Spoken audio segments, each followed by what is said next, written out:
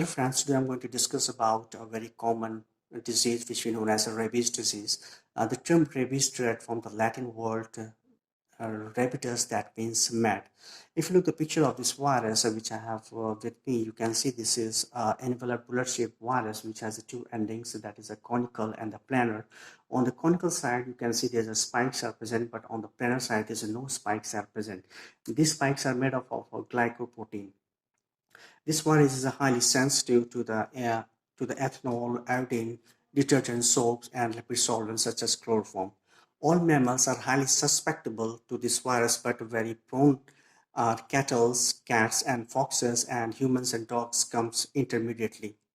If we talk about the pathogenesis, when the dog bite, through the saliva of the dog, this virus enters into the wound of the human being, and from there it multiplies in the muscles, connective tissues, as well as nerve endings. From there, it penetrates to the exoplasm and then reaches to the spinal cord, and finally it reaches to the brain. Very rarely, it has been found that by the licking as well as through the aerosol, the disease can develop, but it is very rarely. As far as once the virus reaches to the brain, and the brain is a heaven for this disease because of the lack of defense mechanism. From there, this virus spreads, and centrifugally it spreads throughout the body, including salivary gland, and from there, this virus sets into the saliva.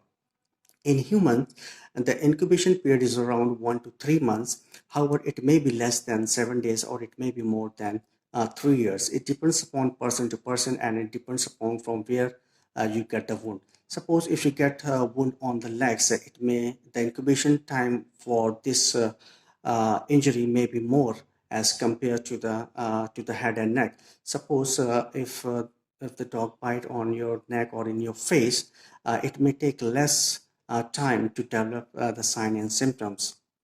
That is one reason that the people who are uh, uh, bitten by the dog on the face will get sign and symptoms very early.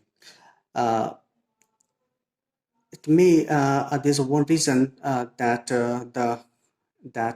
from extremities to the brain, it takes a long time as compared to the head and the neck. The very particular feature of the disease I'm going to discuss it now, but before that, this disease course is divided into 4 stages. First stage is a prodromal, and you can have with me, you can see that the first is a prodromal state, another one is acute neurological stage, and the third one is a coma, and the fourth one is the ultimate death. I don't know that might be that everything is not on the right way, but you can hear my voice. In this prodromal stage, there's an onset of fever, malaise, irritability, and fatigue, and these are the common features in this phase. Afterwards, the neurological phase begins. In the neurological phase, there's a hyperactivity with a bout of bizarre behavior and the seizures. However, in some cases, it has been found that the paralyzed or the paralytic situation is more dominant than the hyperactivity.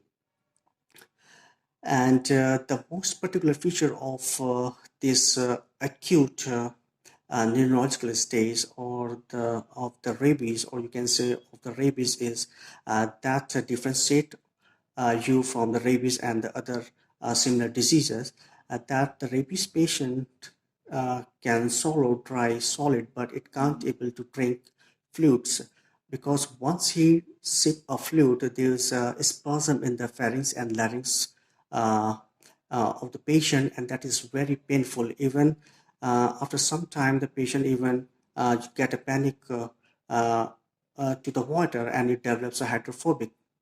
So this is a very important feature of the rabies patient.